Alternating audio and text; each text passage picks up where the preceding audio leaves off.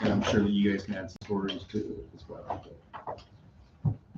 And also Johnny Straw. We did Johnny. Yes. Yeah, doing both.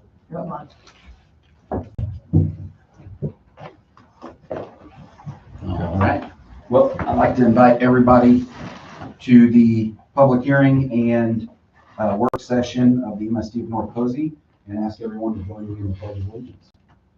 I Pledge allegiance to the flag of the United States of America and to the republic for which it stands, one nation, under God, indivisible, with liberty and justice for all.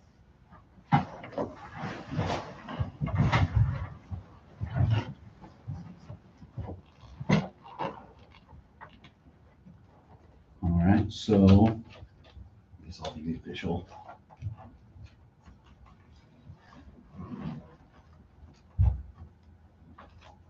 Timekeeper. So the first thing I think we have is a couple of deaths that are from former corporation employees. So. Yeah, so first off, this evening, we want to recognize Mr. Johnny Straw. He retired June 30th of 1997 as the garage supervisor after 11 years of service here. This is Jerry's dad that passed away. He was also a bus aide from August 17th, 1997 until December of 2006. He passed away on April 1st, 2023. And so our prayers goes out to Jerry and his family on the loss of his dad. And it's always sad when we lose one of North Posey's family. And then of course, we also want to mention Virgil Ferguson. Just so many, compliments, memories have been coming in over the past few days. He was hired August 1st, 1996 as the high school activities coordinator. I actually talked to Steve Fisher today. I was at a meeting with him and Steve said that he was the one that hired him. And he said when you first hired him, he didn't know if he could do the job or not. But after a few weeks, he said he turned all the reins over to him. And he was grounds worker from August the 6th, 2006 until fall of 2011. He retired on June 30th of 2017 after 21 years of service, and then passed away on March 30th on 2023. Just last year, we inducted him into the North Posey Athletic Hall of Fame, and so we were excited about that, and felt like that he, I think the one thing I want to say about Virgil that I've heard from every single person that I've spoken to is he put kids first. And that's what we always want to hear from our people, is that he always put the kids. And Tim Teal called me over the weekend and asked for the picture that's in the hallway. I don't know if you've seen that or not. He wanted to put it in the funeral home because he felt like that just really epitomized Virgil. So our heart goes out to the family and prayers as well to Virgil's family, and he'll be missed. Both well.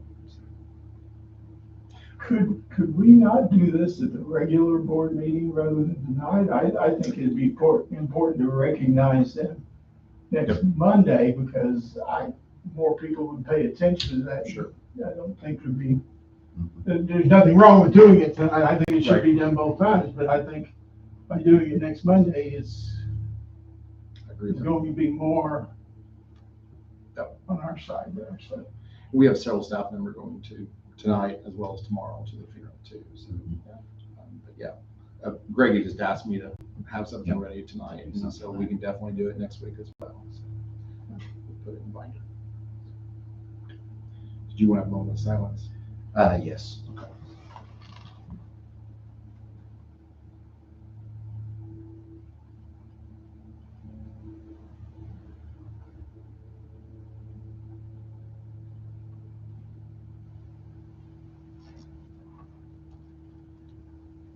Thank you. I remember Virgil, one memory. We went through 4 baseball coaches whenever I was in high school, and my junior year,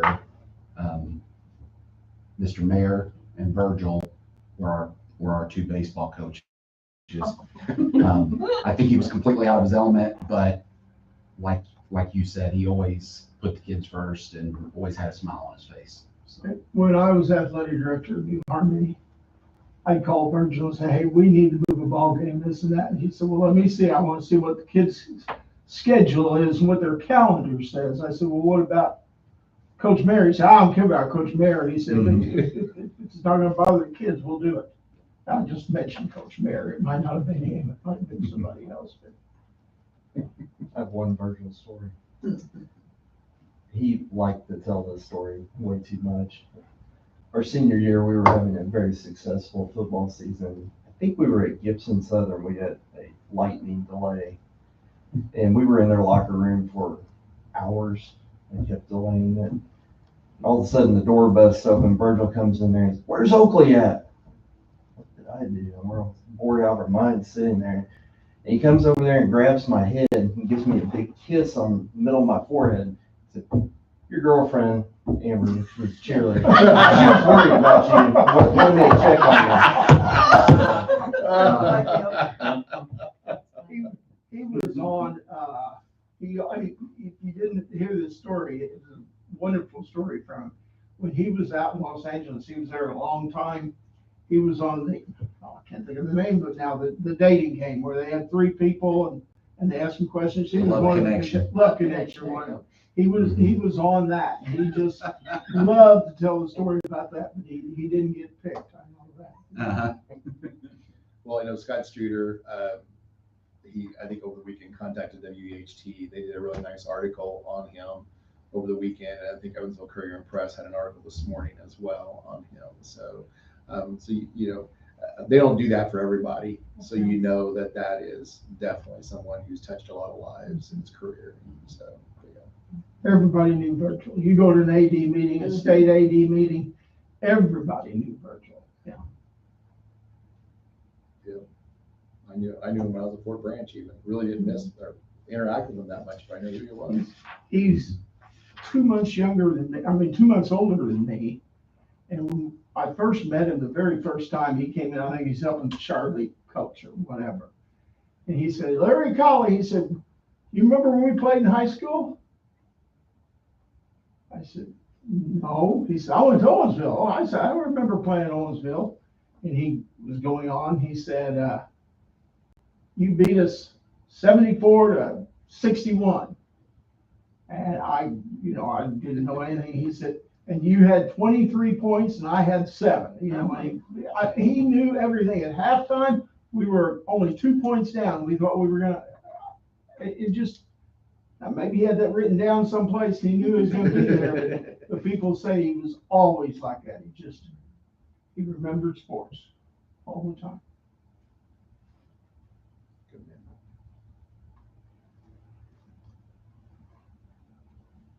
All right, so I think we'll turn it over to Josh for a quick Sure. intro.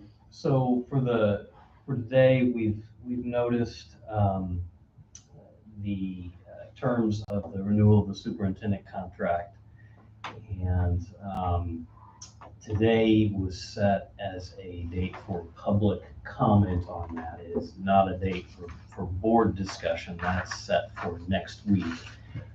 But the terms for the contract have been posted in a public location, and then we've had a sign-up sheet available for anyone who would like to comment. We do have a copy of that sign-in sheet, and there is no one signed up for any comment on that. So at this point, I don't believe there's any need to proceed with any comment section, being that there's no one signed up for it. I do want to make a brief note as to what the contract renewal is and what the contract renewal is not. What has been proposed are the terms of the contract. This is not a matter of whether or not the contract is or is not going to be renewed. If the board wasn't wanting to do a renewal, or if there wasn't going to be a contract renewal, that action would have gone into effect or been taken place prior to January 1st of this year. So this isn't an issue of whether or not the contract should be renewed, but it's an issue of what would be the terms of the contract, because it is being renewed. So with that, I don't think there's any need for any further discussion on this today, and we'll have a board discussion at the next public, regularly scheduled school board meeting. Okay. So, and we don't need to take any action to close the public hearing, correct? I think so. I don't believe so, being that there Okay. are no individuals present to discuss, and I assume there's no one in the hall, but no late signups here, so. Mhm. All right. So we'll just continue on with our working session then. Okay. So, Ready to have some fun? I think so. I'm ready to get out of here. You're gonna stay. This is all legalese. So I'm not gonna stay for this part unless you really want me here for it. I don't think so. On the last part, I have a question for you, Josh, when we get to the last. We get to the very last part. The very last I suppose we can go out of order. No, it wasn't the last sentence, it was Oh. the first paragraph of the last. Oh. All right, thank you. You all have Thanks, fun. Josh. Uh-huh. all right, we're gonna start with bylaws. Okay. Okay. Is it okay if I move? I feel like I'm away from you guys. I did put my deodorant on this morning, so. General question, Yes. if we change anything in this, does that, what does that do for us? Are we still covered legal wise, or if we make any changes, does that open us up? I'll have to ask that question. I know there are some things that you can't, it's just either federal law or state law that applies, and so it's written that way. As we go through, I may be able to point out like this was an option or something like that. But yeah, I know there's been some questions. Actually, I heard somebody I had a conversation with that said that about, that if you changed anything that they would not then support you or something like I that. thought I'd heard that. Yeah. It was at our Is that who regional. you- It was a regional meeting, wasn't it? It was Yeah, regional. there was a case, and I can't remember the case, but where somebody had gone against the Neola policies, changed it, and I believe it went against state law too. And they got over. That makes sense. Yeah, overturned It's on not it. against state law, but. They chose a different path, and I don't think they checked the state law to make sure it was, but Neola basically told them, it's, when they came back with the recommendation, I believe they told them that, we're not gonna do this, so you're gonna have to write your own policy on it. So now But I don't remember what it was about. what Neola did 6, 8, 10 months ago, whenever we voted to have them do this, they went through the whole thing and updated according to laws, everything like that. So what the services that Neola does for us is, as you can see, a lot of it is very boilerplated. They've taken previous law, they've written policy for it, and that can be federal statutes, that can be state statutes. And then what happens is once we approve it, then it's actually put onto electronic. It'll go onto our website to where anybody in the district could go on and pull down, they had a question about, let's say, sexual harassment. They could go on, they could pull off the policy and actually read that policy, which we currently have our policies online too. Then the other service that they provide is like state legislators are in session right now. Well, when that is over with, whatever comes out of that state legislation, they will go through all that, determine if it impacts any of these policies. And sometimes there are little word changes that I may not bring to you guys because it's, it may be something small. But if it's a new policy or if it's a big change or something like that, it will come back to you. And they do that usually twice a year. They'll have updates. And then that's the other service they provide. A few years ago, they came out with the bully law. So therefore, they came out with that policy. That was probably the biggest policy. I think the TAG grant, you guys have to renew that every year. That teacher appreciation grant, there's a policy for that. And we've actually we use that policy.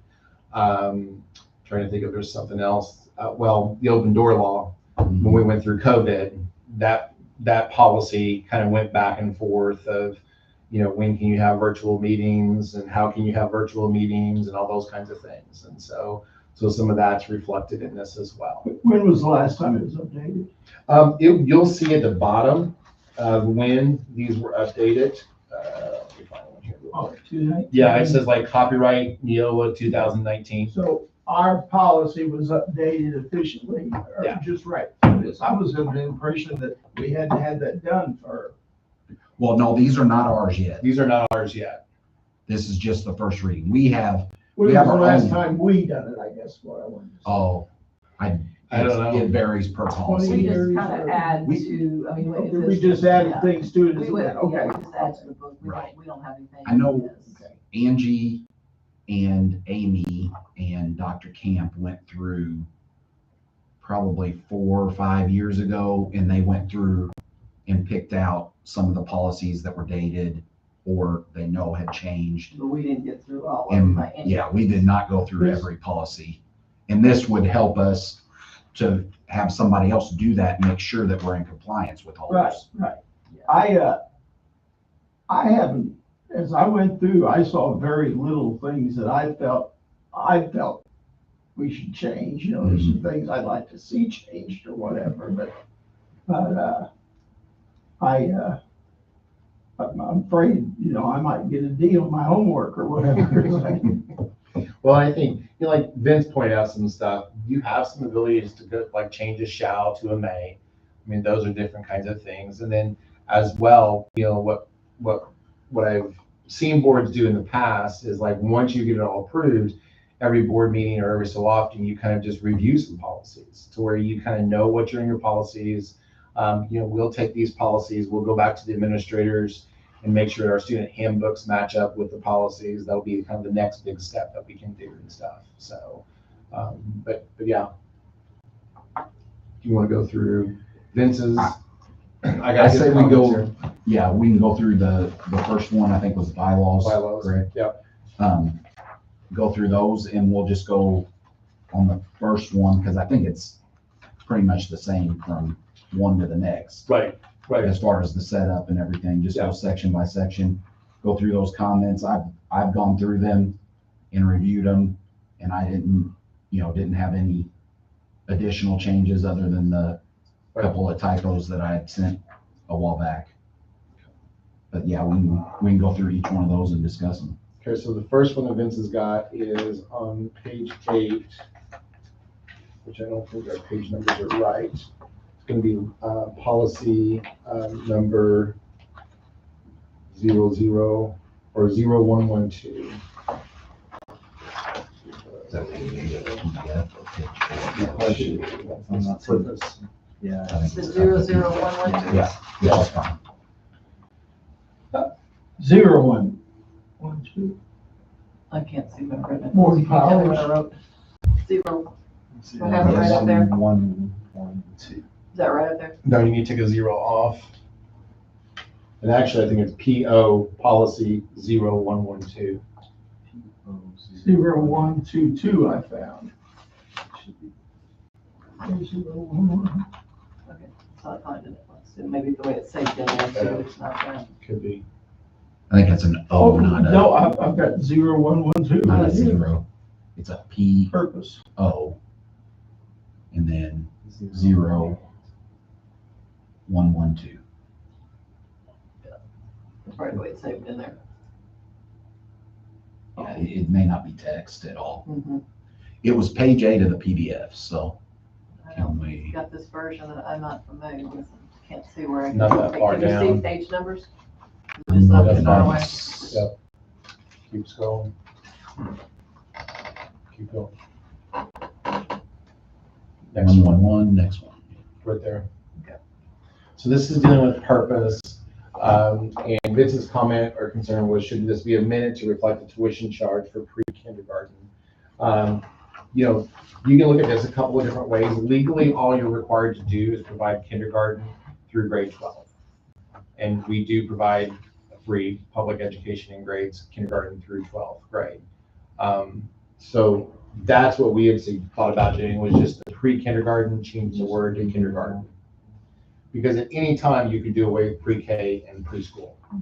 It's not a requirement. Do these policies apply to preschool then or not? It would, because right now they're underneath your jurisdiction. That was Yeah. Good to do with that? Yep. Okay. So we'll change that word. The pre-kindergarten word would be changed to kindergarten.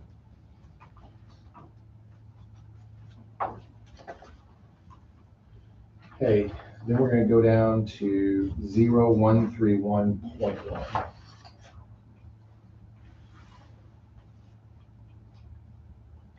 I cannot see numbers, so I'm getting close, let me know. Slow down. Up, go back up. I think you said three. Yeah, three. That's it. That's it right there. Okay. Yep.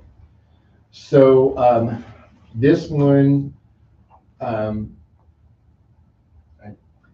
reading your stuff. I don't know if you want to read, but anyway, can this be amended to 3/5 or 4/5 vote while further explanation is given that 4 members of a 5-member board are currently required? This is still much more difficult than need be if legally allowed to change. And this, I think, is you can change this. There's no, I mean, you have an Indiana code up here, but I think as far as what you use for the approval to change something, I think you can do that.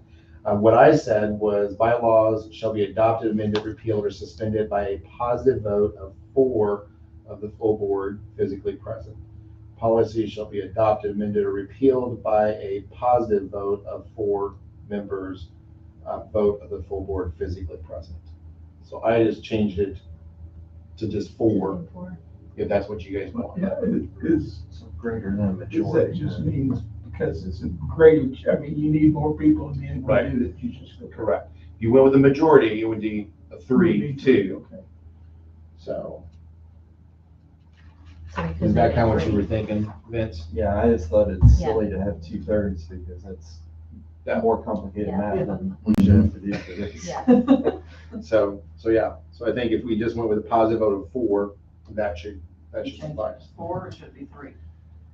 4, because you want more than a majority to make that change.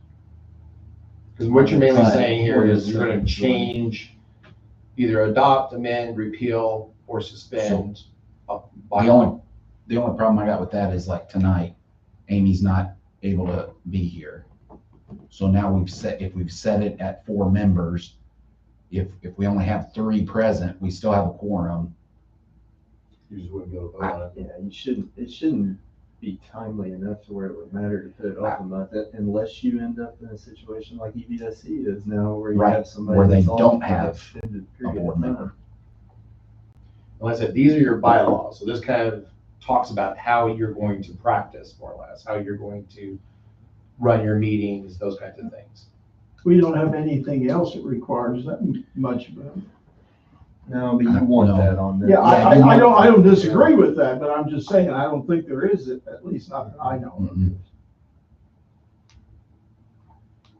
But yeah, I see what you're saying. If we do have 3 members here, do we want to change a bylaw with just the 3 members?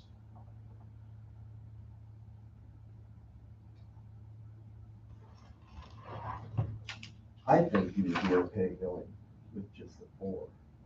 None of this stuff, I can't think of an instance to where you would need to do it Yeah. within a month or 2.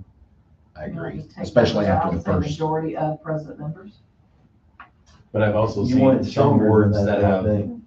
manipulated things before, and then they walk in with a majority and have Just the 3, yeah, changed and stuff. take over I mean, that's, when somebody's out of town or. yeah. I So, hope that never happens. I know, but I have, I mean, I've heard about yeah. it across the state, so. So.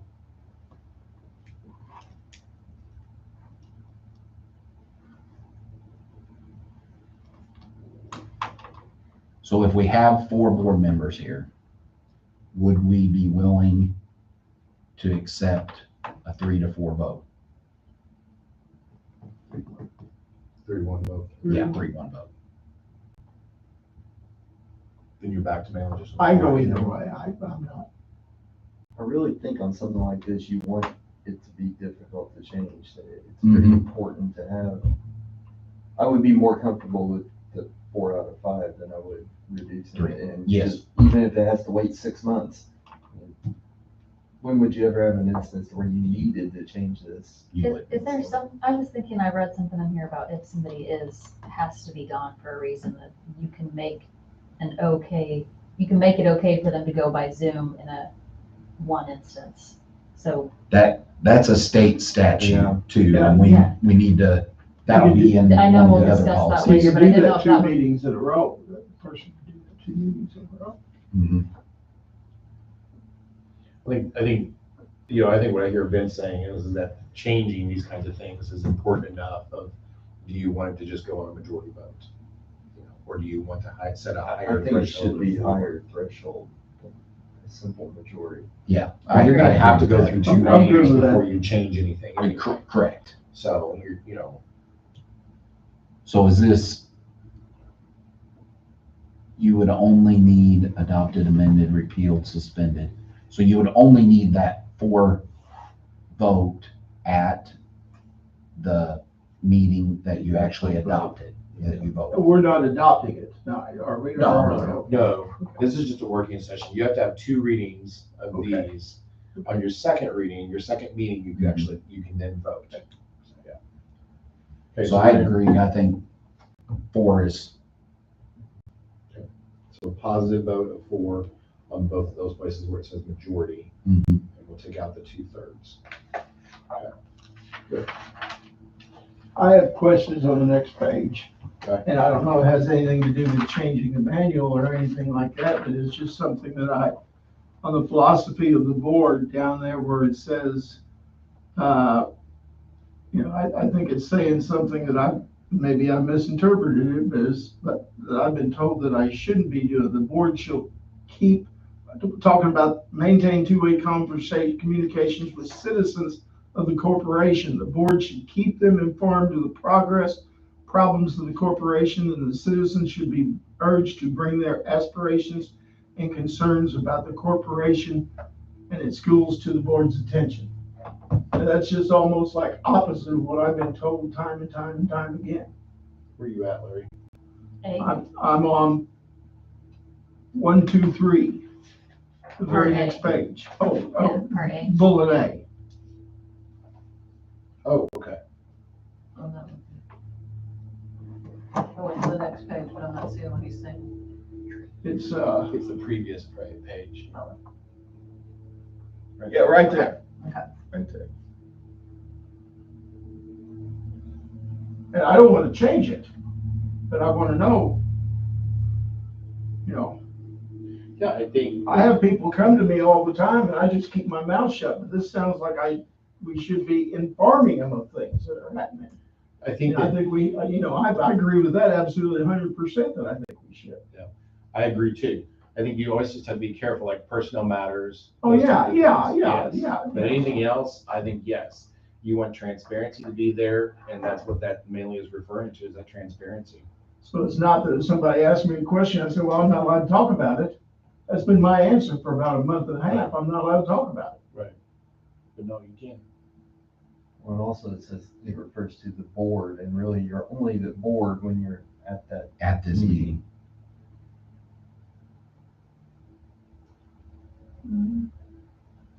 I disagree with that. I disagree with that.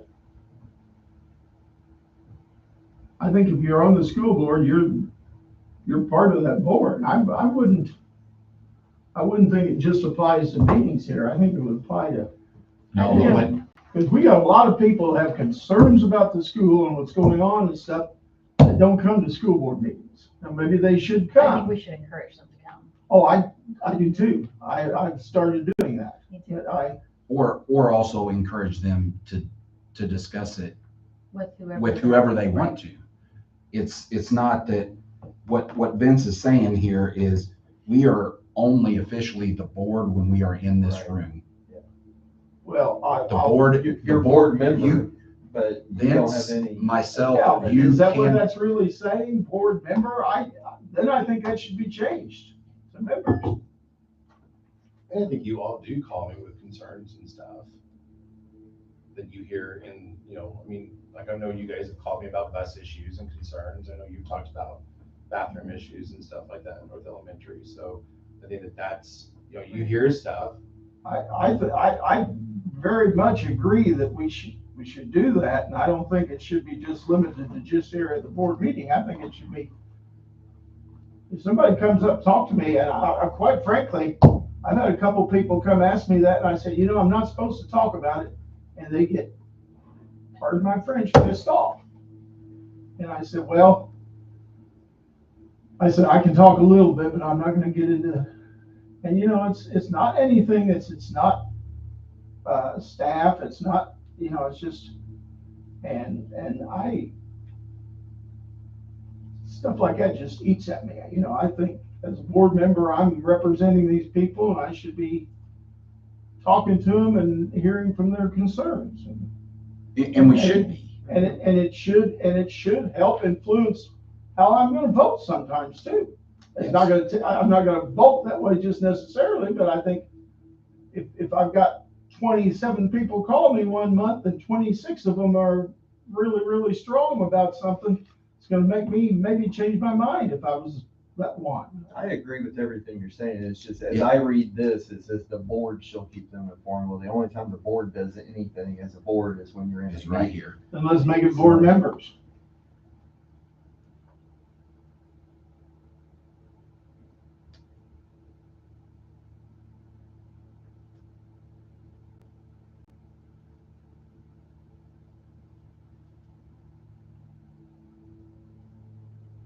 We're not, by me talking to somebody, I'm not talking for you people, I'm talking about me.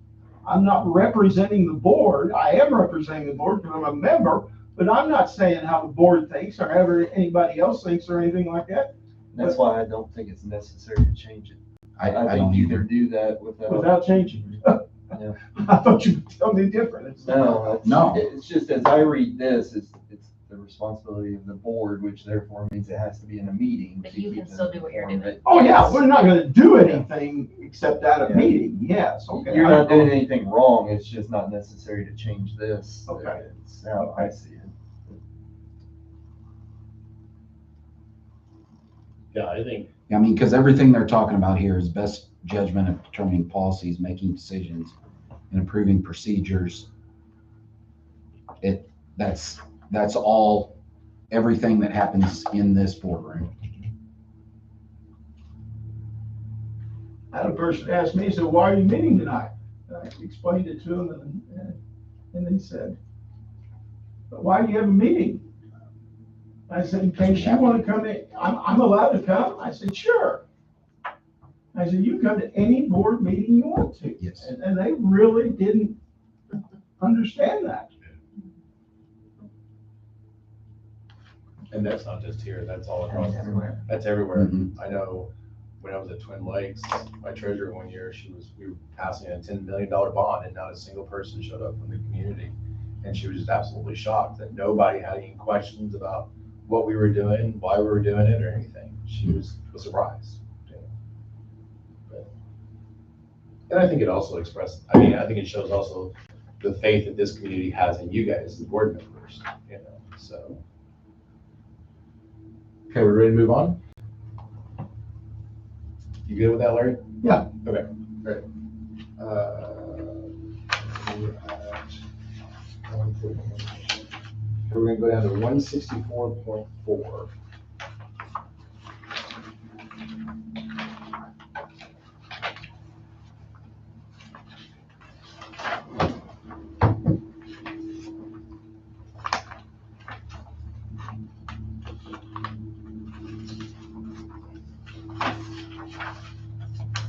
So in this one here, does our policy for electronic meeting participation fit with this bylaw? It will. It does. Yeah. The new policy that's in this NEOLA will match up with this bylaw. I think what I read in here was the same thing that I heard on the new board member presentation I got that said, pretty, did you get a chance to look at that, Greg? I did not. I think it's pretty clear, like, and I don't know yet what I'm gonna do next week. if I'm feeling good and I'm ready to do cartwheels, I'll be here Tuesday night. I just as soon be here. I've got a ride. My wife won't bring me, but I've got a ride, so. You need to come by and pick you up, I can pick you up. No, I've got my, I think what I'm hearing is his wife says he should not be here. I'm just gonna go wifey's, I know wifey's. my wife doesn't think I should do anything. She thinks I'm a invalid. Oh, And now, then she goes on to tell me how bad she hurts and everything, so. So, you're on camera. so I do remember, and I don't know, this may have gotten taken out, put back in. There was something in there about having to do a roll call style vote. Yes, yes. If you vote on it, it has to be a has to be a roll call vote. Yes. And you have to be able to see, if it's me, you have to be able to see and hear me. I didn't read it that the people here had to. I read it that the board needed to be able to see and hear me. The policy we adopted was much more restrictive than I- the law. That's what I thought. And that's what I was questioning because Or I thought ours was more restrictive than what. it was, I thought we restricted from doing any virtual voting. That's, Yeah, you guys did. yeah. So then that doesn't match. I don't remember what that was. All I was, But this one this was fresh matches, in my mind, because I just. this one matches That the one law. matches. So then the next one is where we would be questioning. Mhm. So 64.5.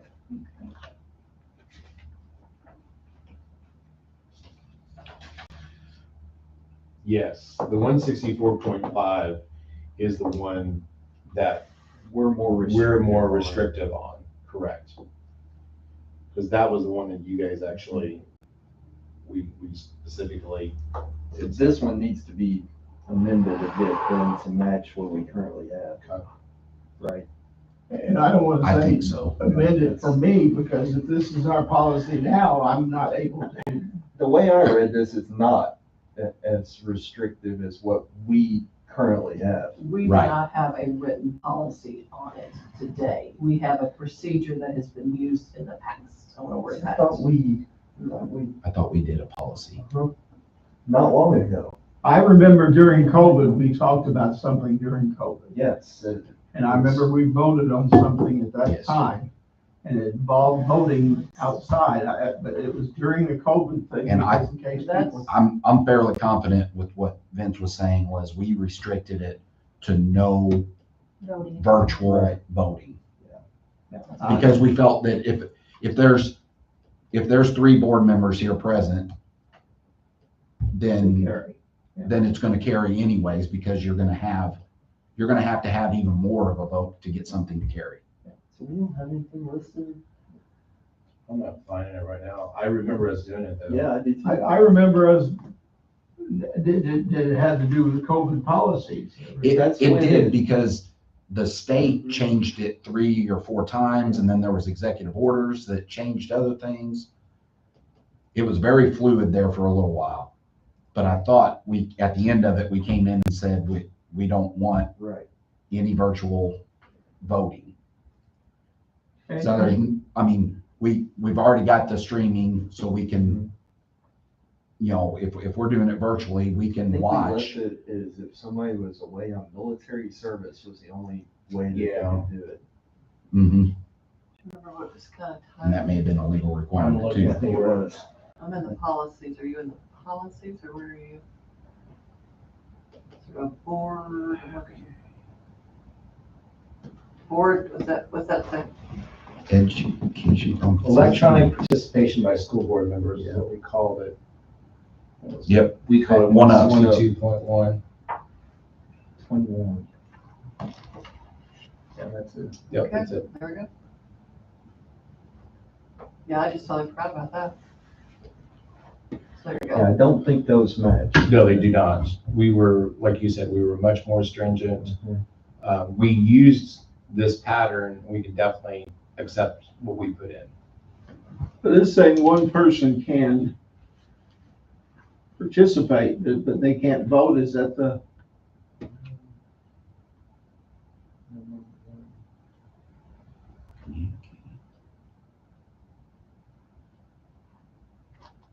thing here says you have to have at least, is it 3 or 4 people at the meeting? I don't know.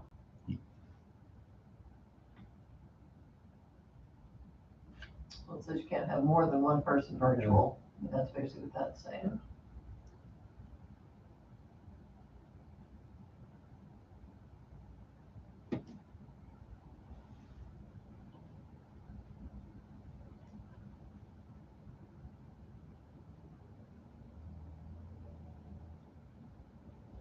Well, it definitely needs to be updated because we don't have, oh no, okay, no, I read that wrong way over here. No school board member. At which will take final action to, okay. I think that was part of the law as well. They're not allowed to vote on those topics.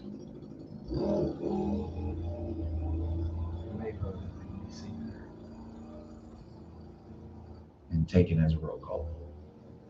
Yeah, it's got a lot of the things in that they have here, but It should be fine because it's more restrictive than what's here. Right. I say we Go with You that. guys stay wanna with stay with that. that one? Okay. so does that mean I still can or can't? You can, according to this. Yeah, Yes. If you're the only one. Yes. Yeah. Only one can participate electronically.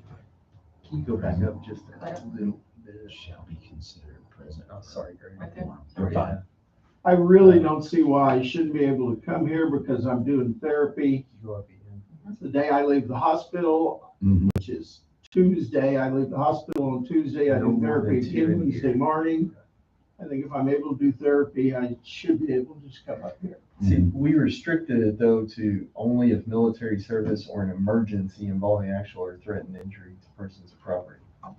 Like I couldn't just say I want to do it because I'm at work. Yeah, And It you is can't do it. allowable due to the following reasons. It just Okay. says you can't do it more than 2 times. Yeah, but it says electronic participation is allowable due to the following Those reasons, two things. Yeah. and that's the only 2 reasons. So it To looks like do it you, more than 2 times. no, No, to do it. at all. That's, I remember it was very Yeah. restrictive and that's what.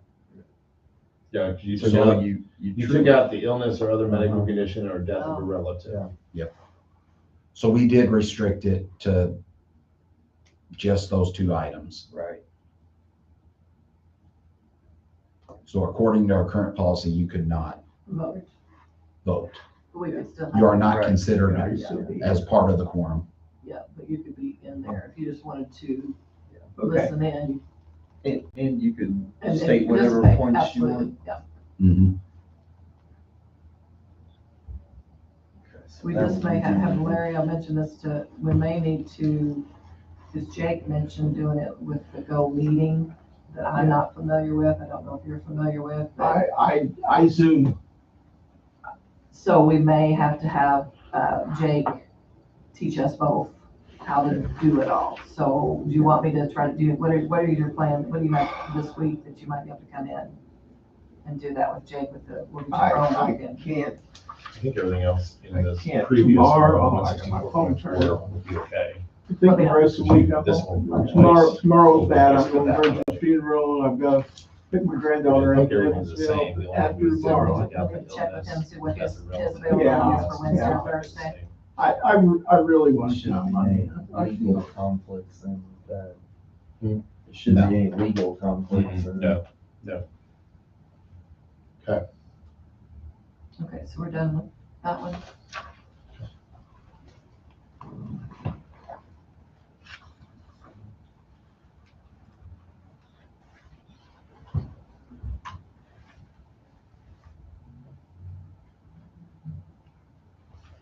And then you've got, we also had just to go to the 50%, so I think that's it. So. Okay, 166.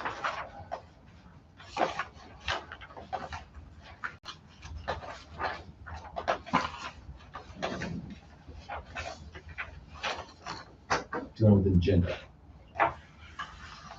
But it states in there that the agenda should be sent no later than 1 day prior to the meeting. we've always done more than that. Does that need to be reflected in policy or? It says or one the day. bylaw? Yeah, it's one one day. day. That goes against the law, It has to be 2 business days for the law. 48 hours. 48 hours. Yeah. Maybe that's a typo? How's that? Well, but this is just talking about the agenda should be mailed to the board. Oh, okay, see, I haven't read any of these, so that's, Yeah. like, Yeah, scroll down. Is this- Keep going. Yeah, this is communication to us, Yeah, keep going, not to the public. okay. keep going. Keep going. Yeah, that there. Right there. So usually our goal is to get it to you guys on Thursday.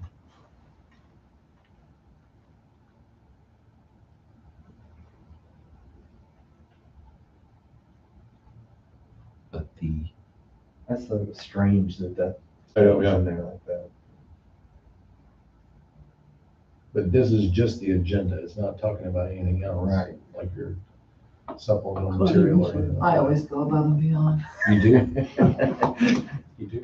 Well, if anything, it seems like the agenda could be made up. Quicker Or- than anything yeah. else, yeah.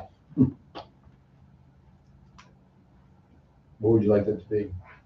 You wanted to stick with. But I the know we've laws? had the agenda out and then we had to make changes on it and stuff too. For me, the earlier the better, because it's so hard for me to, if I'm working on those 2 days, and then if I would get it, to read it in I one mean, like I day. said, we Yeah. usually shoot for Thursday. Now Yeah. there's And those that's fine. things that come up. Yeah.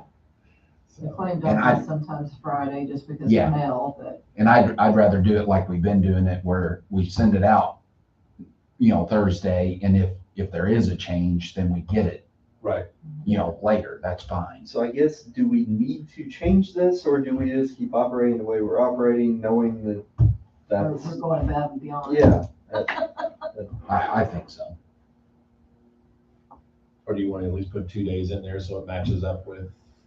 No, I like the way I got in there. There you go, to each- See, the one day though is to us, not to the public. Yeah. Correct. that's- It's yeah. not. So that's 2 totally different things, I think. So we want to keep one?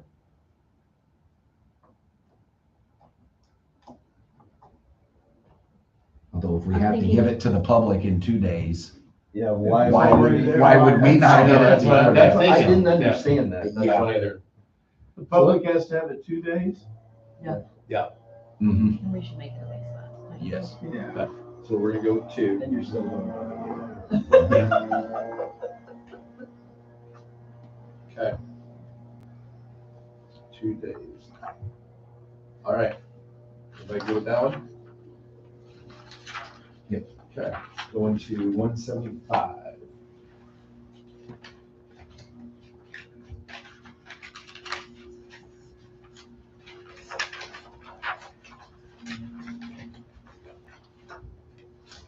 Association memberships. I think Vince was asking about shall, and we can definitely change this to may. It says the school board may maintain membership in the national and state school board associations, and shall is what they currently have. We can change that to may, take part in the activities of these groups. So it's mainly taking that shall and changing it to may. The national one? That's what we've never done that, so Yeah, I don't we- see why we there- want. there's no way to we- shall. We can live up to the national, And it says you may Activities. maintain, it shouldn't be shall, the second part, then, should it? right. I thought it. I'm not an worded English person strangely. per se. Yeah, if anything, it's backwards. So the second, the shall there, we're gonna change that to may. Is everybody okay with that? Yes.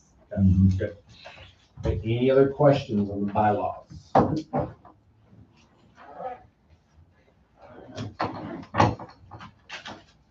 Okay.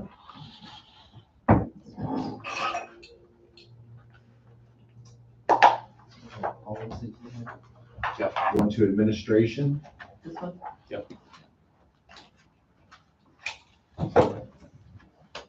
Administration. Okay, we're gonna go to 1210, board superintendent relationship.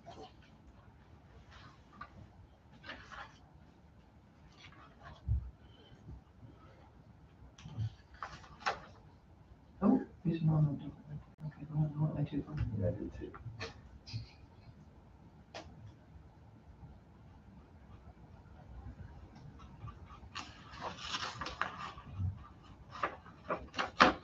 Here it is. I had some notes down in here by, Okay, so Vince felt like the thing that says policy should not be originated or changed without the recommendation of the superintendent. And he said, in my opinion, this goes against the duties of the board. Obviously, you want an agreement, but to restrict your origination or changing a policy to recommendation of the superintendent is too restrictive. I agree with that. I was kind of surprised. Yeah, because I'm thinking, what if during COVID, we had a superintendent who wanted to wear masks all the time, every meeting's virtual, and then we weren't allowed to change anything because, I mean, you always want to be on the same page, Yeah. that there could be instances where you're not. So if you read the duties of the board, they're policy and that. Mm-hmm. Correct.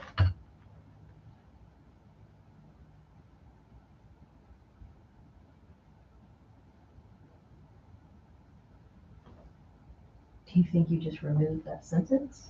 Or,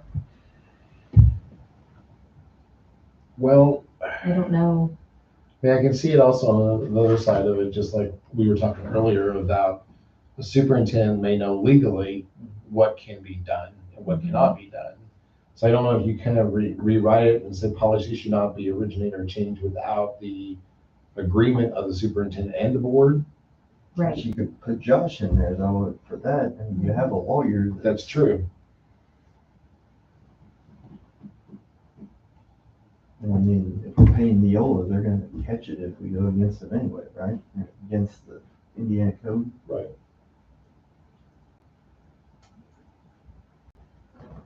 Because a lot of times, like, I will bring policy to you Mhm. because it's been changed at the state. Yeah.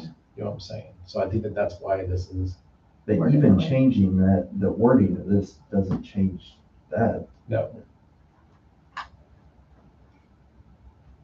is this state code, the way this written here? no, this is not, there's no reference to it. It's just, this is from Neola. this just makes it seem like the board cannot do anything unless it's his idea, Yeah. right? Yeah. That's kind of just the way it reads, even though we'd like to not interpret it that way, but.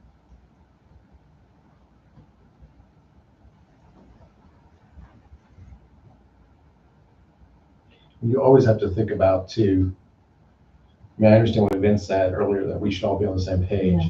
but you always have to think about the extreme situations When you're not. of that, you know. I mean, I, when I was a principal, I often had times where teachers told me, you're gonna be thinking of who's gonna be sitting in your seat someday. You know what I'm saying? So I agree. I don't want a superintendent who's gonna be bringing, you know, Right. ridiculous Right. policies to you, but at the same time, you don't want a rogue board doing policies that your superintendent's going like, okay, this is not, Could it just be, Like you Like- said, if you take out that second sentence, Yeah, though, it kind it's of, fine. Because the first sentence is contradictory of the second. Correct. Yeah. So we're just It gonna is take our out, primary duty to establish the policies, and that is the and superintendent to to administer. administer them. Correct. Okay, so we're just gonna take that sentence out. Is everybody in agreement on that? yes, Mm-hmm. Okay, so Larry, did you have a question? No, I'm good. Okay. I had some marks in here, but it wasn't anything that was, Okay, staff-student relationships, and I think I had down 12-1301. I don't think you had the right. yeah, I was right. So it's just I'd say- it's the very next one.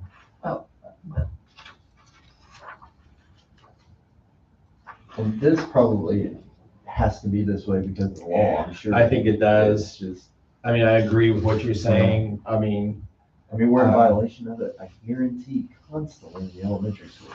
well, and I'll be honest with you, there was a lot of times where my kindergarten hugs those those got me through a lot of tough days sometimes, and I wrote kindergarten question mark. Yes. That's so. yeah, Mhm. and, but yes, I think legally you have to have this protects you if someone, you always have to think about as a board, if you have someone that oversteps, goes to the inappropriate or it's unwelcomed, Mhm. then this policy protects you as a board.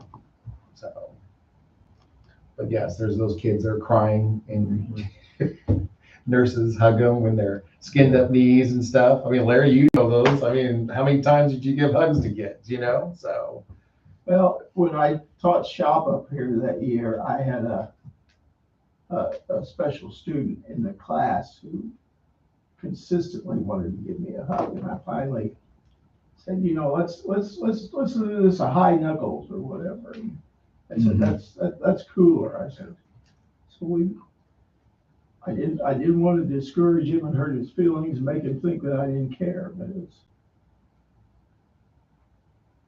so do we want to address that, or? We probably can't. If we can't, we can't, I Yeah. guess, right? I wouldn't encourage it, let's just say that. The same way with the giving the kids rides, like Mrs. Newcomer took all the cross-country kids last year. I know she's not doing that this year, but I'm thinking, Well, Those that's kids what wouldn't it is. have done it. Play a sport unless the coach picks them I know. up. And it's one of those situations, I think, even coming from, probably Amy would say, is your insurance as well, in those kinds of situations. We discourage that, but are there those times that coaches have to haul the kids home? Yeah. Yeah. We've all done it. Yeah, if they're putting them in a personal car and it's a personal ride, it's no longer a school ride. Mhm. I think that happens everywhere. I remember sitting in an AD meeting discussing something about this, and almost everybody had instances of something happening, but it's. But that's the hard part of this, is that you're looking at it more on the legal side of where if you were sued, you could at least come back to your policy and say, well, that employee chose on their own to do that. Our policy could they states. say, you didn't do anything knowing that But you may or may not. You would communicate this, we would communicate this to our employees, but an employee still might choose to do it. When you come back on a Saturday night late after a trip to New Albany and every other kid's picked up and you're sitting there with only one kid and hasn't been able to get hold of mom and dad. Larry and I have been educational. I would do it. Even if I had this policy, I would still do it. It's what's right. Yes, do I understand I am taking a risk doing that? But we deal with people, we don't deal with widgets, so. And then you turn around like I did the last 20 years, coach girls volleyball and basketball, and now I've got a girl that's there. And I really refrain from doing that 99% of the time, unless I just knew their parents or I had two people that could go. Okay. Everybody okay? On that page,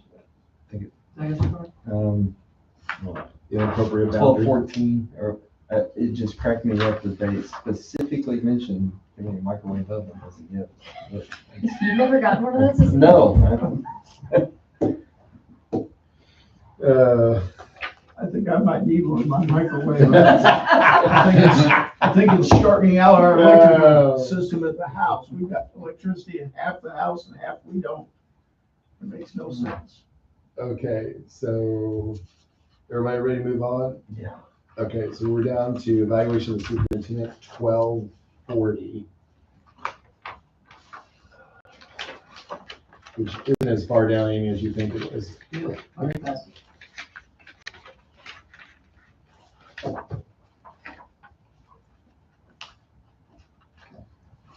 Okay, so Vince said, consider removing static student growth as a determinant for an evaluation of the improvement necessary or ineffective if students are high achieving and static. Is this necessarily a bad thing? Maybe worthy of discussion at least. And is that law? Actually, this used to be, but they've actually removed the student growth from even the teacher's evaluation now, so.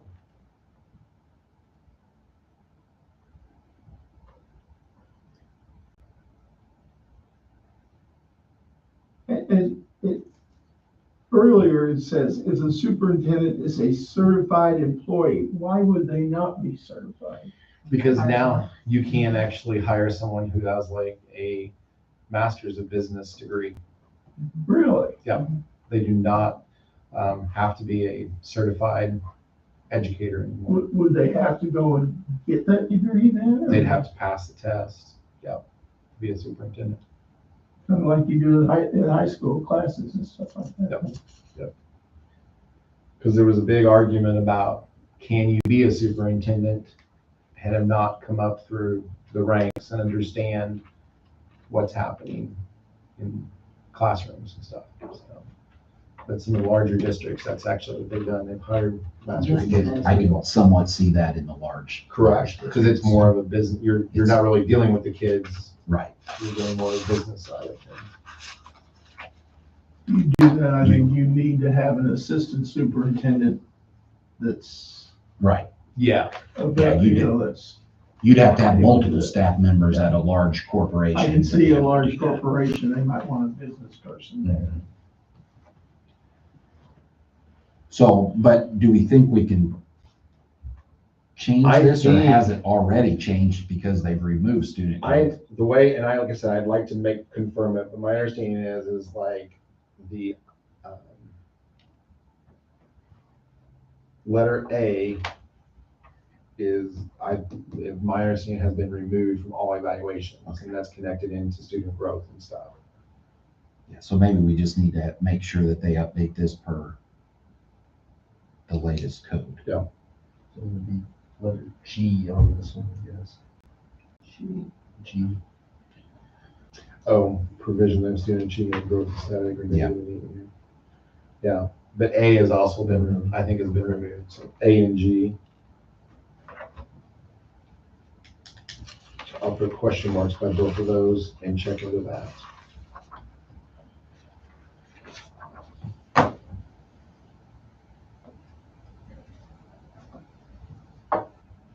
Any other questions?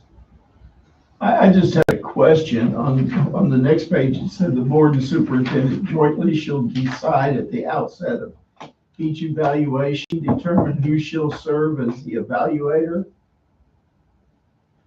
I thought we all done an evaluation there. You can have one board member, like your president, do it. There's also some companies out there who will come in and do it as well. Really? Mhm. And you pay them. Yeah. You pay them, so. So I mean, there's, Seems so silly. So if we as a board decide we don't want to mess with this, Greg, you evaluate him, we can. no,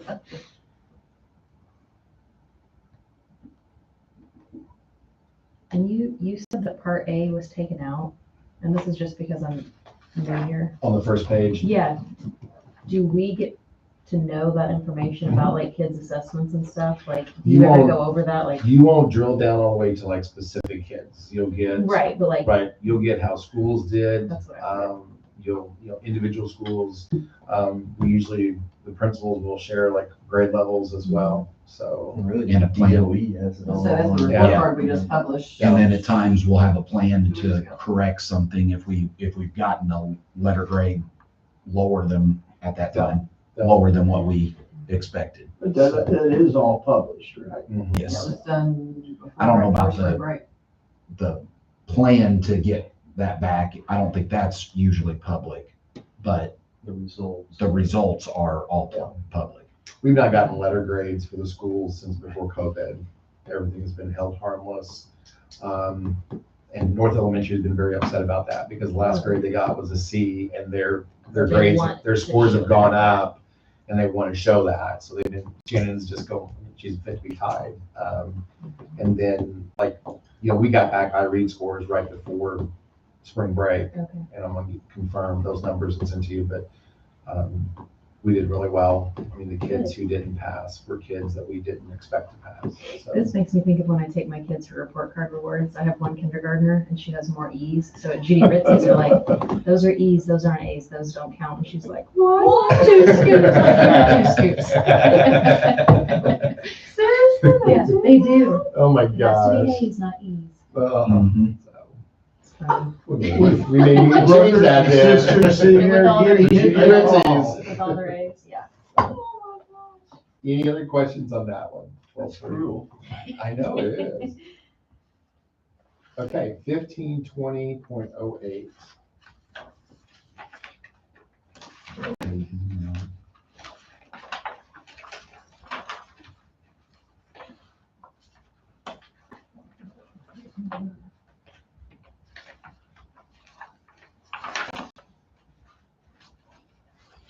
Down to 1520.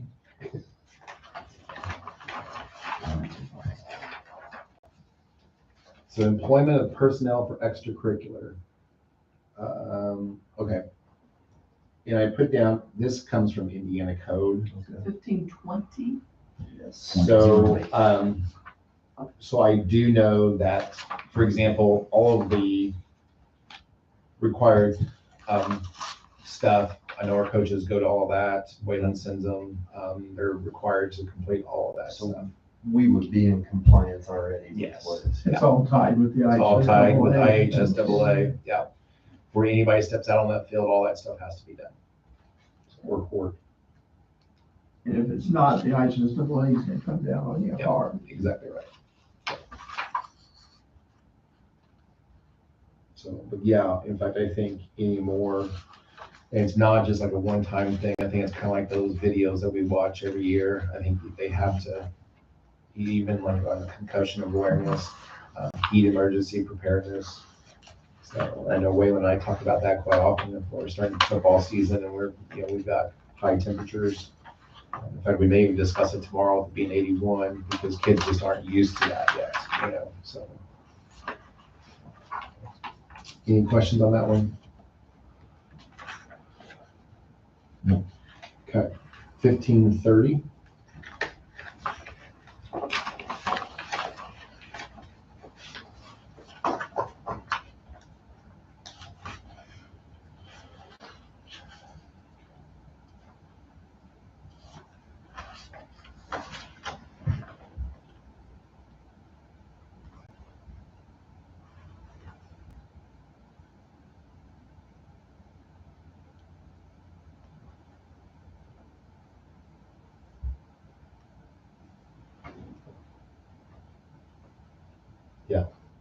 So this is all underneath Indiana Code. I thought it was strange that it said it can be combined or separate from the plan for evaluation of school employees. Yep. You could single out your administrators and do something different than. You still legally have to follow those, like they have to be done annually, they have to be rated highly effective, effective, needs improvement, or ineffective. What's the next one? There's three requirements by the law. I can't think of the third one, I always forget that third one, but, so. And then we have to legally submit our evaluation plan to the DOE every year. And so part of our evaluation plan is the administrative side of it as well as the teachers, and then any other certificated employees like our counselors are also included in that as well. Explain to me again what the principals are doing this year, where they're evaluated on monthly. Yeah, so they're not really being evaluated monthly. It's more like an observation is probably what I would compare it to. And so what we're doing is we took the rubric that the state sent down, and then we put that into those big categories: human capital, culture of achievement, personal growth. Trying to think what else. Instruction was the other one. And we meet with them once a month, and we just kind of talk through what have they done this month.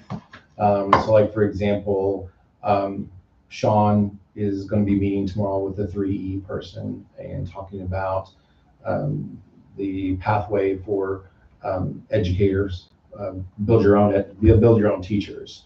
So we would put that into that as one of our notes to say, and that would go relate back to instruction.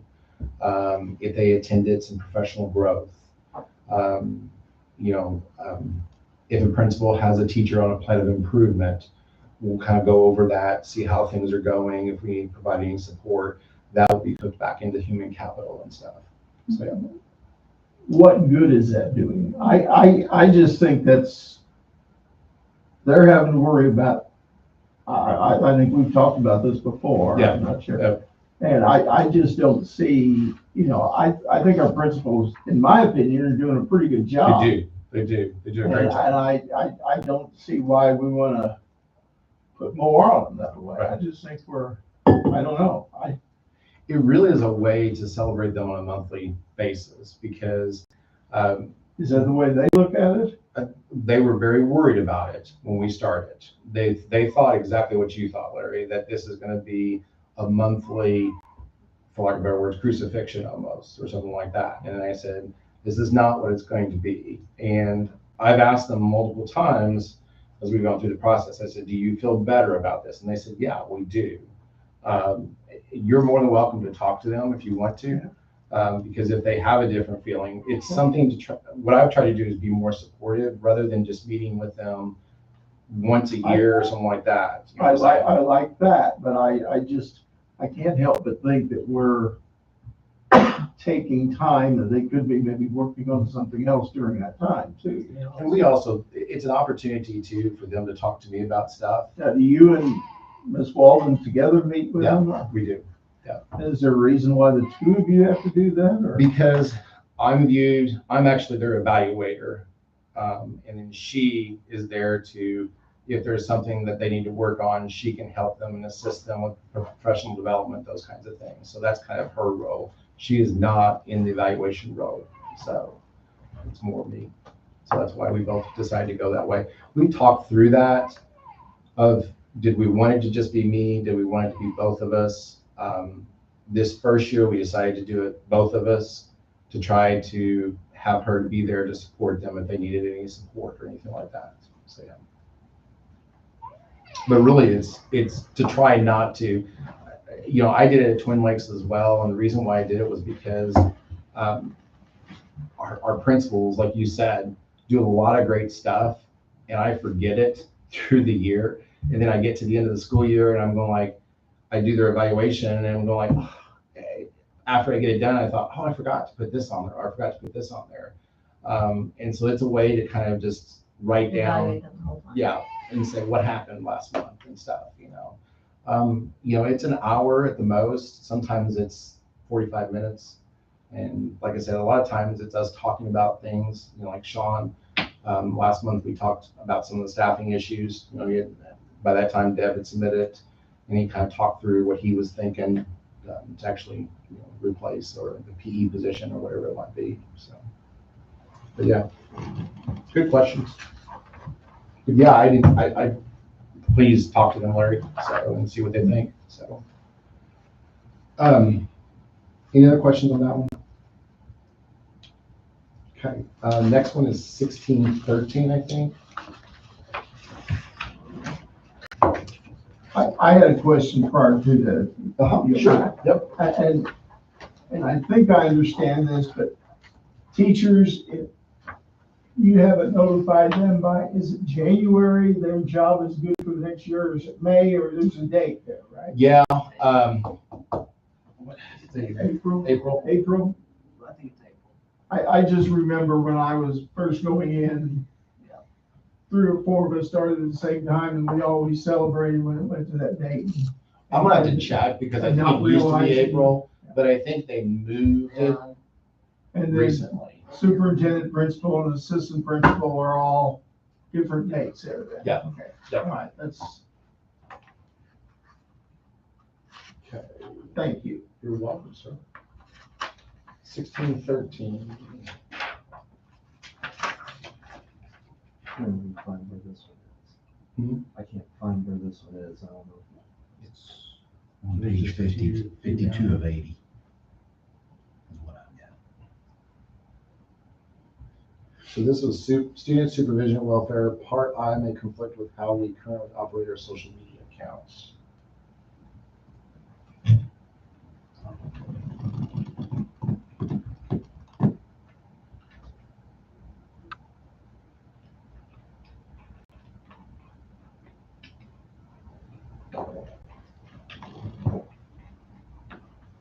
Yeah, I think we're okay with this because parents at the beginning of the year have to fill out if they do not want their child filmed Mhm. or placed on social media. I know our administrators do a really good job with this because I've been in before, walked into a classroom, take a picture, and somebody goes, don't. They do, because apparently I did not allow it with my kids, so I get calls all the time. I'm like, can you change it? I'm sorry, I don't sign too many papers. I'm really questioning how much they keep up on this stuff though, because they still list MySpace as an option. Yeah. Yeah. So, You know, it was interesting because that's the one thing that I think you always have to be careful with policies, is because kids are always ahead of us.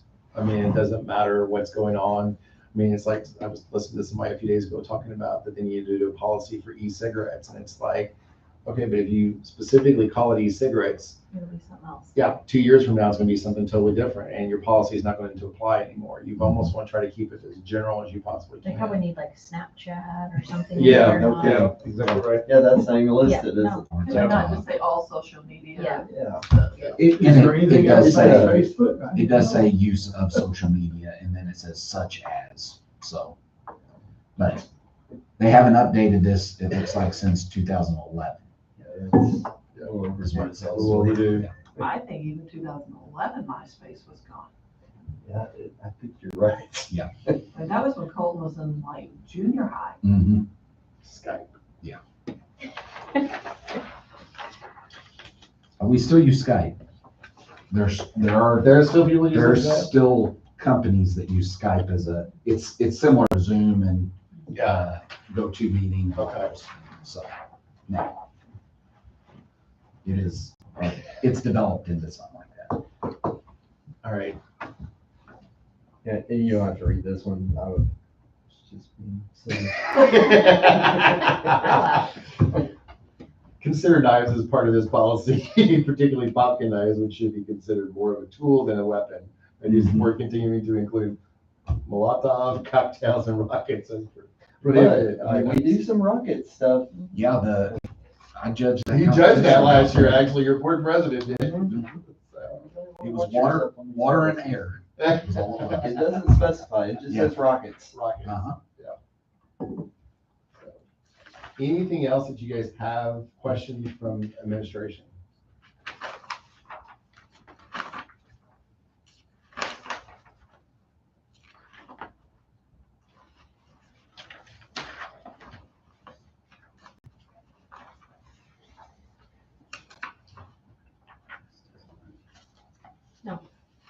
I had to look at my pages, because I wrote it on the page, so. You're good.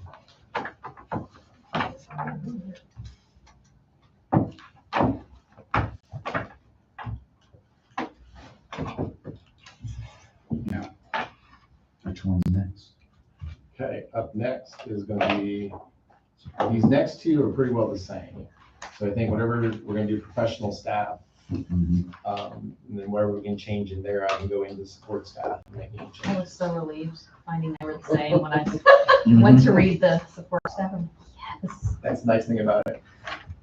And I think there might be even another section that's also kind of the same as well, so.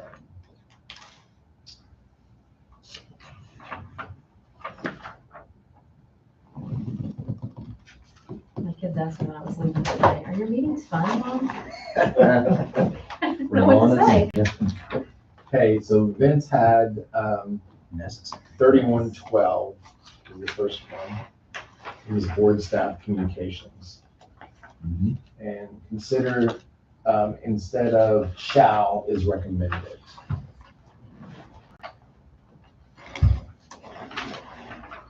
Okay, on letter A.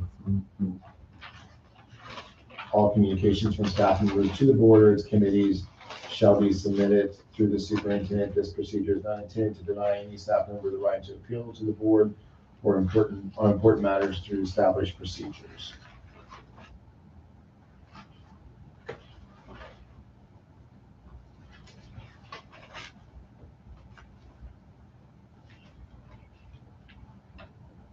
Is it the only placement? I think so.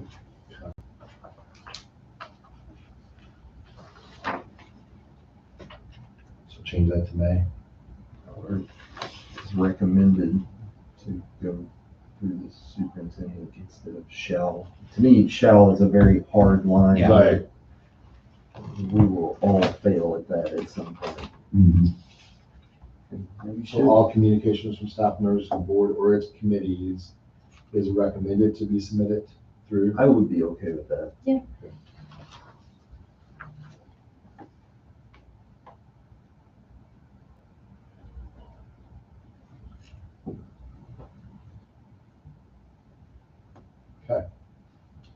Anything else on that one?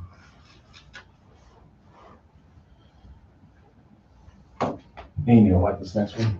Oh. 3122.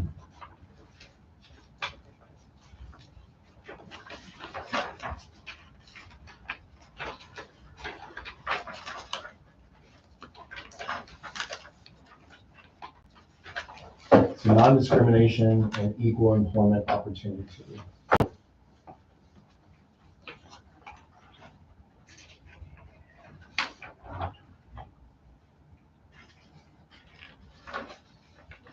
These points are getting me. I think I'm almost there, and there's point 1, point 2, point 3. Mhm. Yep. There you go.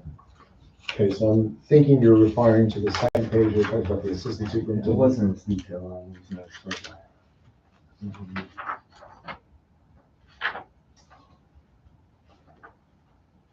Yeah, under corporation compliance, I'll see. Yeah, make that the, And it's a question more than an ask, I guess.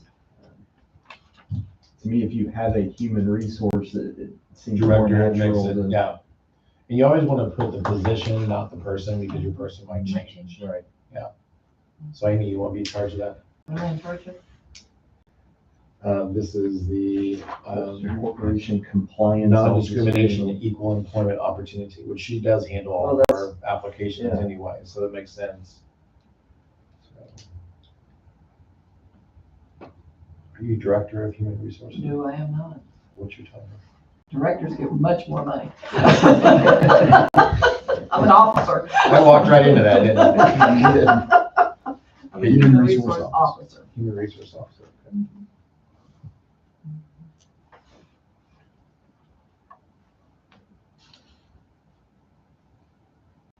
Okay, so we'll change that. Okay, then 3125.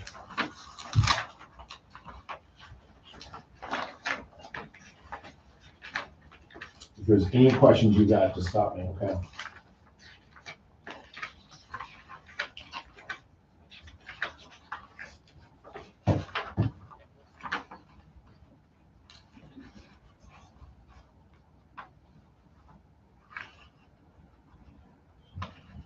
Mhm.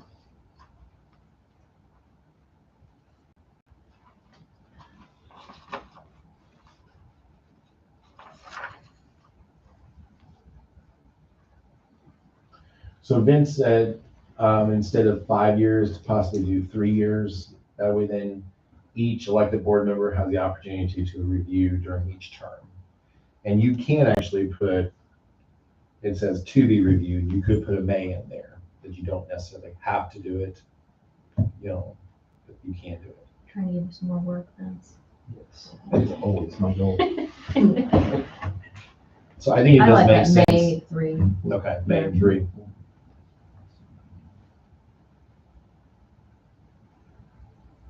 Which we have this. Correct, we do. We've never reviewed it that Yeah. I'm aware of. So. No, I've never seen it. I knew that it was in place.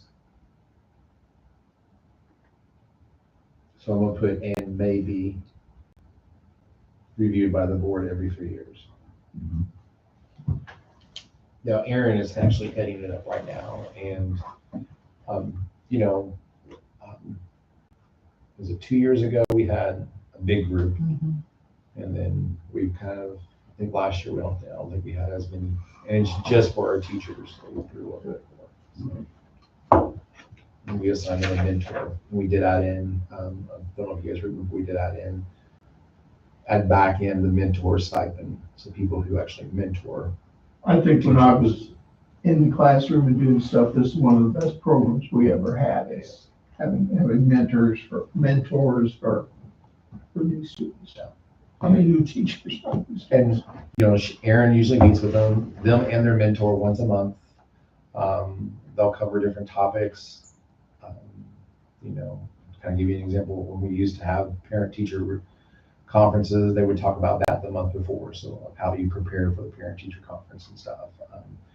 If they're getting ready to do their first report card, they'll talk to them about how do you do your report cards, how do you do your grades, that kind of stuff.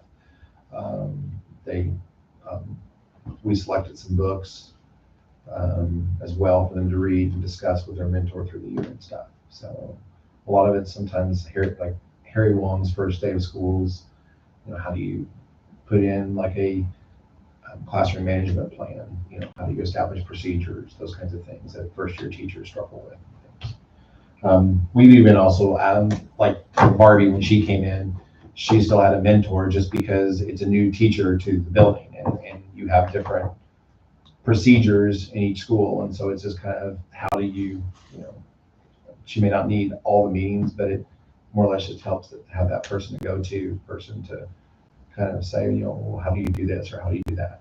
So it's a good program. Staff gifts is the next one. 3214. This isn't a microwave thing. I don't remember microwave being on this one. It might be.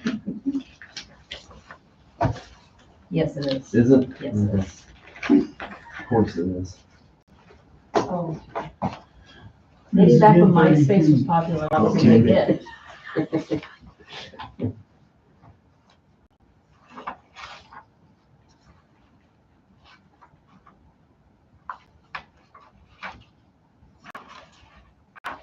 Now, I'll be honest with you, everybody, elementary especially, you got your Christmas gifts, you got your, End of the year gifts. end of the year gifts, teacher day gifts, teachers week, teacher appreciation week's coming up and And stuff. there's really that many codes that cover this. I think what it really mainly comes down to is you're, if you are purchasing some type of favoritism, more or less, in other words, this applies to really all staff, and keep in mind, this is dealing with your professional staff. So, let's say a principal gets, a certain amount of monetary money to try to encourage a certain company or something to get a contract or something like that, So, That's what the vendor stuff makes sense. correct. I get that. Yeah. But This is for the students. I guess they're trying to buy their grades. I really like a microwave oven.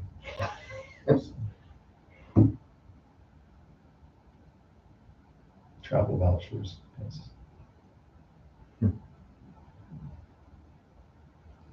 I mean, go ahead. This may all be state statute too. Well, there's because- a bunch of statutes. Yeah. listed. Well, Yeah. and there's a lot of stuff with, even we get involved with government employees and stuff like that. They can't even take a pen from a vendor, that sort of thing. Yeah. It's just, But like these Amazon wish lists that a ton of employees have, Mhm. would that not be in conflict with this? if it's bringing it into the classroom though, and it's not a gift to the teacher. So it's a But gift to the it's school. listed under each employee though. Yeah, I don't know, but there's been situations before where teachers have gotten grants. And I've always gone to those teachers, like if they're gonna leave my building, and I said, you do understand that the stuff you got from that grant belongs to the school. Mhm. It does not belong to you personally. And I know there's been some teachers who've been upset with that because they thought I could take all this stuff with them. It's like, no, you got that grant on behalf of North Elementary School or whatever, so you have to leave that stuff here in this classroom. I had a feeling that probably you have to have this, it just really bothers me. Well, and I think, I remember, when we were doing policies one year, there's a policy someplace that talks about bringing snacks into the classroom for like Valentine's Day or birthdays or things like that. And it was talking about, the superintendent that they had at that time wanted to do away with all snacks, not allow anything. And we were like, this is part of kids. Yeah. Valentine's Day parties, all these kinds of things. And we discussed it left to right. And he was a high school person, I was an elementary person. But I said, those parties are so much a part of kids being kids, Yeah. in my opinion, so. But I think we finally came to a compromise of 2 parties per year, and that was it. But, so. Okay, so we're gonna leave this the same. Reluctantly, I guess. Okay, I agree. I can't First get line is Shannon very the microwave ridiculous. oven. I don't want to do that. Man, Okay. Because hoping the student would give it to Amber. 32-7, we're back to your oh yeah. cocktails again. Uh-huh. Molotov cocktails. We're gonna 32 where? continue to ban that. 17. 32-17.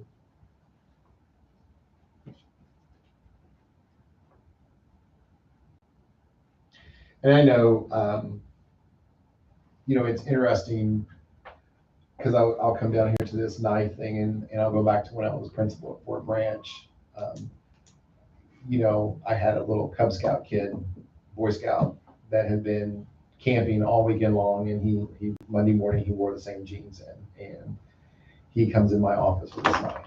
He pulled it out of his pocket and left it in there, and he goes, Mr. Galvin, he was scared to death, and I told him, I said, just give me your knife, let me keep it. I'll call your mom and dad and have them come get it. I didn't come.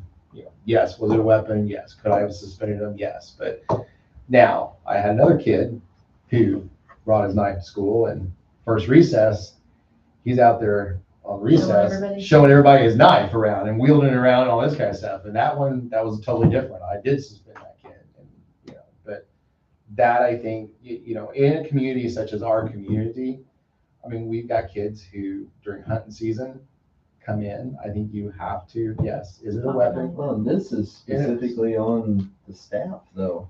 Yeah. And we probably have staff members that have knives. When I was a senior in high school, I think I was a junior or senior, because I was driving at the time. I had a car there, or I had my parents' car there.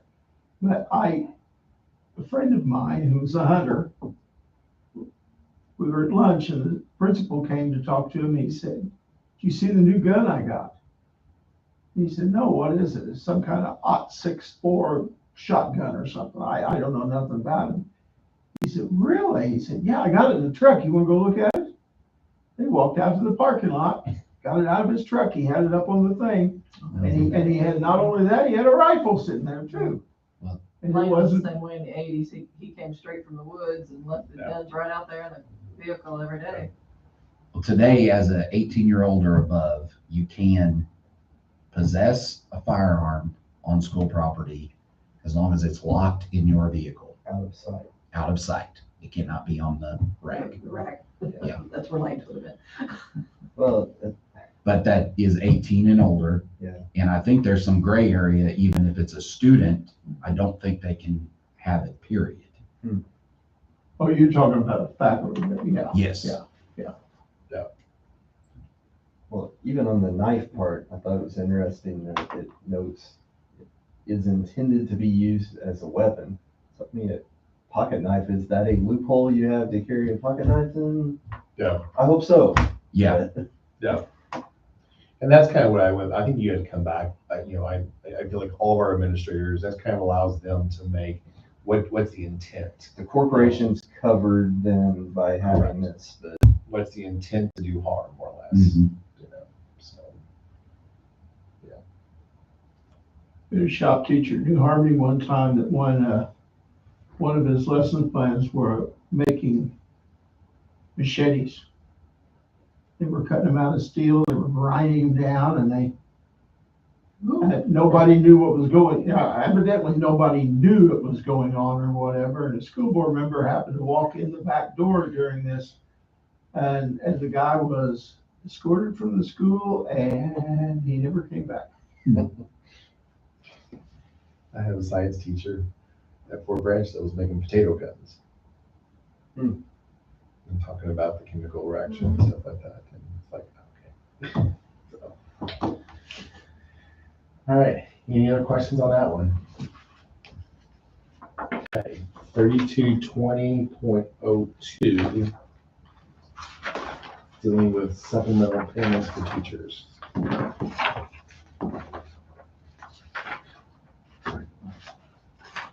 $3220.02.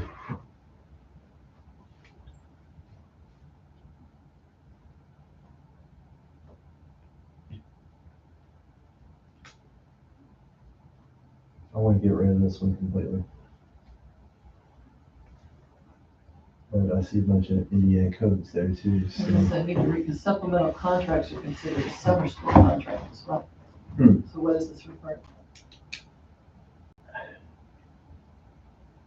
So this one's referring to advanced placement courses or has earned a master's degree from a accredited post-secondary educational institution in content area. This is totally different. So let me give you a little bit of feedback on this. So a few years ago, when they changed all the stuff with payment of teachers, this is something new that they actually brought in for supplemental payments for teachers. And so what this allows you to do is like your advanced placement course or your dual credit courses, you can pay teachers extra for those because they usually have to go get like a master's degree or so many hours in that specific curriculum to be able to teach that. I'm not saying that you can do it. It is legally you're able to do it. And the interesting thing about these supplemental payments is that you don't have to actually go through a teacher negotiation to do it. You can actually just do a discussion. So in other words, if let's say that, well, I'm trying to think of, let's say German has dual crediting and Carrie suddenly left tomorrow.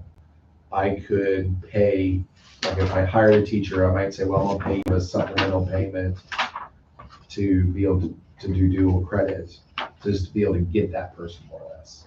So it allows you as a superintendent to offer some more additional pay, supplemental pay, to be able to pull people in or to attract people.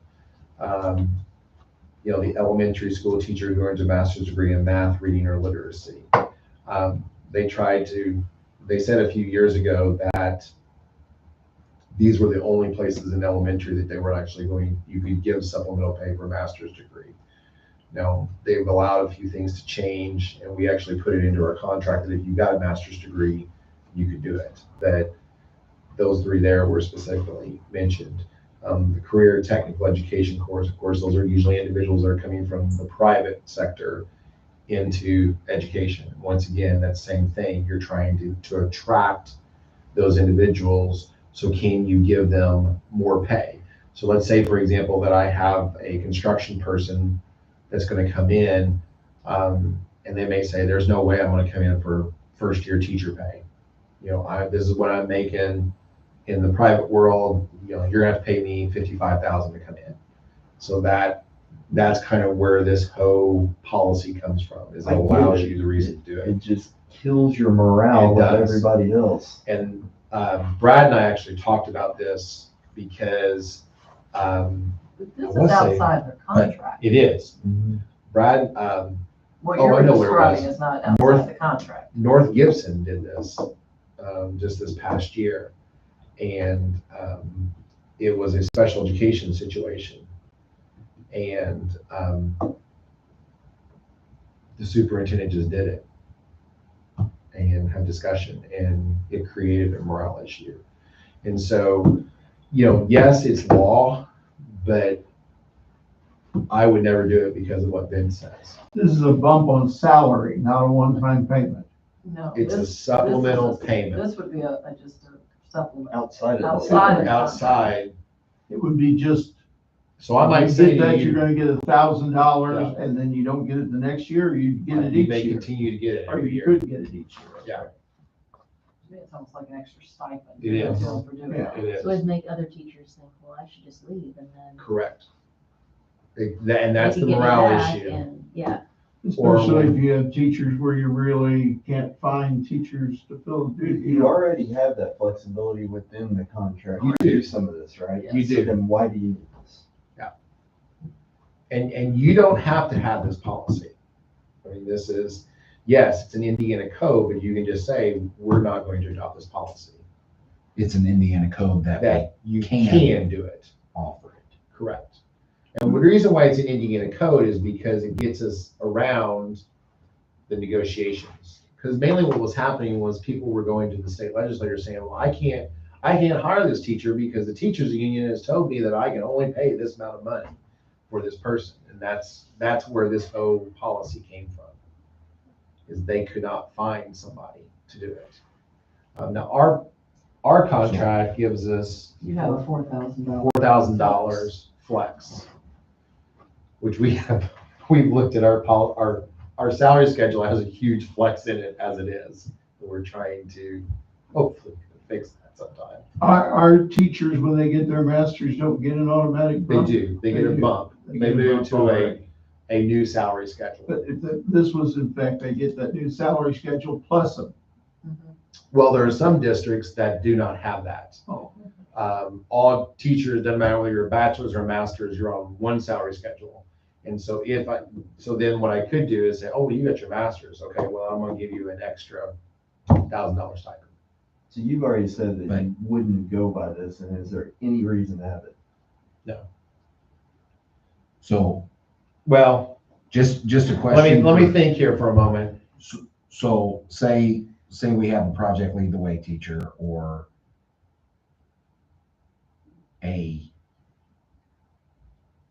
an AP physics course or something like that we Yeah. cannot recruit teachers for. There's only one or two of them out there that are even looking to move. Is there another method besides that $4,000 to get them in? Is there stipends already in the contract? No. So let's say, for example, that I've got, like, let's use Catherine Brochure. She's leaving us. She's resigned her position. She's a project lead the way teacher. Let's say we hire someone who's licensed in biology, which I think is what she teaches, but is not credentialed in project lead the way. Right. They might say, well, I don't want to go do that. So then we could then, to try to get them to do that. And I mean, we may still say, hey, we're going to pay for the classes and stuff. And they still say, well, I really don't want to do that. We may say, well, we're going to pay you an extra $1,000 stipend if you'll go get project lead the way credentialed. That's really where it comes in, is that you, in those high need areas, but like, and I come back to what Ben said, it does hurt your morale because you're then pitting teachers against each other, really. Well, in that same scenario, you pay them an extra $1,000 and they leave the next year anyway, you already paid for it. Right. Yeah. But I can see for an extra certification or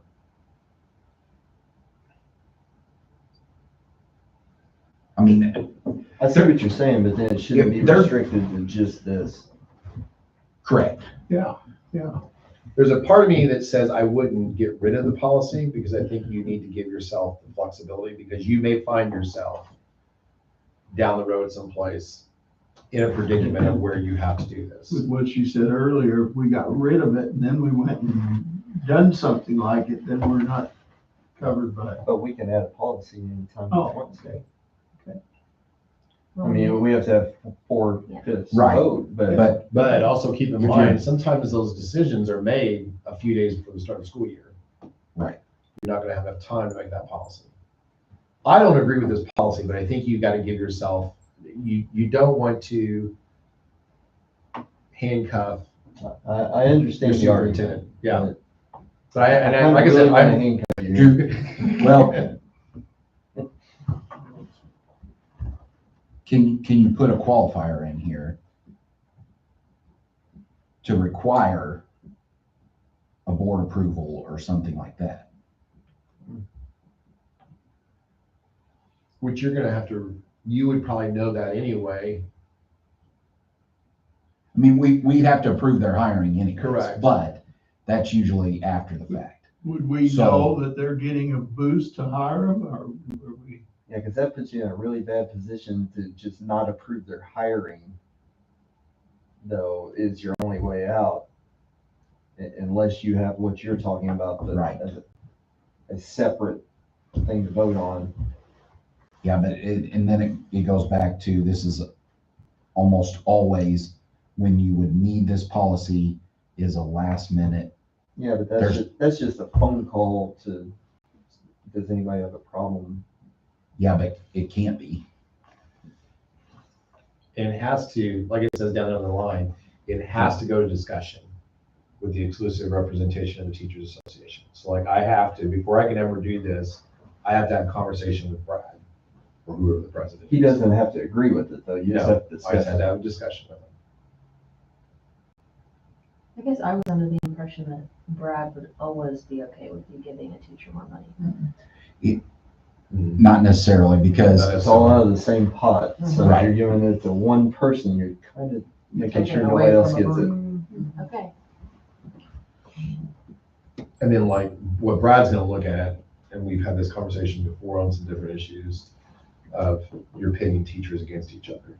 In other words, I'm saying, you're more important to me than Mhm. he is, or something to that effect. And that's why I, like I said, I would really need to be in a pickle of a position to ever use this because I just don't like it. I think, and I mean, this has been in place now for quite a while and I've never used it. I've stayed away from it.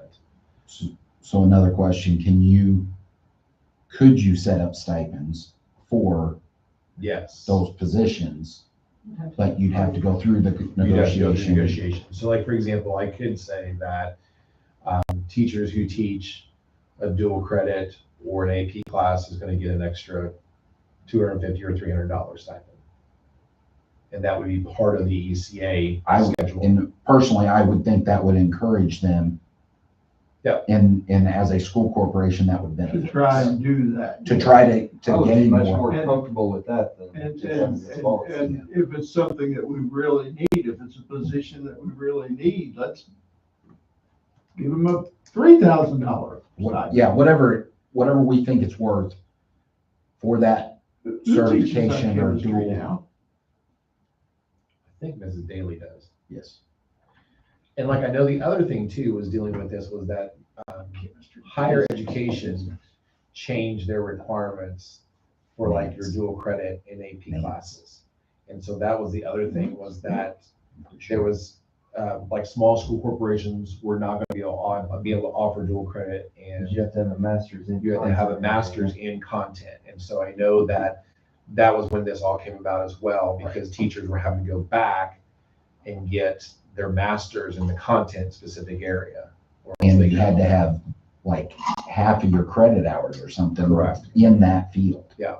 So that was also another reason why this kind of came out, is that you could, Instead of fixing the problem, they created a Band-Aid. That's what Exactly. this is. That's why I don't like it. I can check and see if we have to have this policy or not. If you guys want me to. Let's do that. And I think I we like also the other- talk I like to the association and See if there's see if there's a work it way to through. work this Okay. in so that we're encouraging teachers and we're also protecting the school corporation from losing one of those critical certifications. I like what you said there a whole lot better going through it that way Mhm. and making it, all right, if you wanted that bump, go to school, get your master's, be able to teach Yes. physics or whatever, Mhm. Is there ever the option, this seems way out there, but if we lost a physics teacher or something and we needed that certification, that you could have like a virtual option, like Mount Vernon has one, we'll You do can. virtual for 3 weeks with them Right. or something, I don't know. In fact, actually, Mount Vernon discussed with us at the start of the school year, before they got the guy from, was it Africa? I think Yes. so. Africa, that could they virtual in like to Mrs. Daly's class. The problem usually is that like your schedules have to match up. Right, that would be And complicated. those kind of things, and then how do you compensate that teacher? Because they're now grading your papers, or do you have, but I know when I was up north, the physics, mathematics classes, some of that stuff we were starting to have, especially your smaller rural communities, they just couldn't find anybody. And we were starting to have that conversation of that, can we do something like that? We had New Harmony, we took physics from Ball State. And that's what I was getting ready to say. IU also is offering a lot of online classes too now. And you can do that. And that at least gives you a Band-Aid for maybe a year or so. But yeah. Okay, I'll check on that policy to see if we have to have it or not. Okay.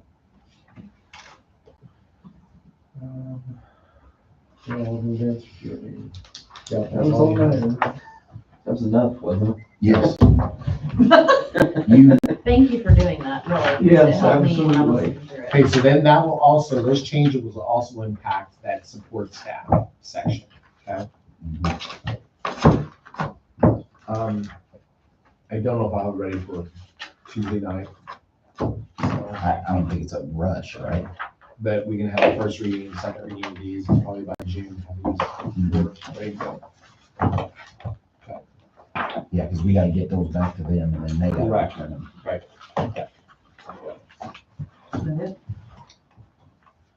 That's all I have, Mr. President.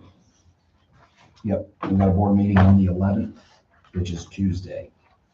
So different than the normal day. Because we're out of school on Monday, so.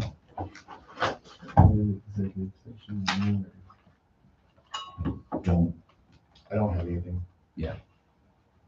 so we'll just go with 6:30. NCAA is tonight. I swear I'm not gonna watch it. Every time I hook onto the team, they've lost. Uh-huh. So who do you want to win Almost tonight? everything, huh? So who do you want to win tonight? I don't, You don't care? no, I take it back. I don't want UConn to win.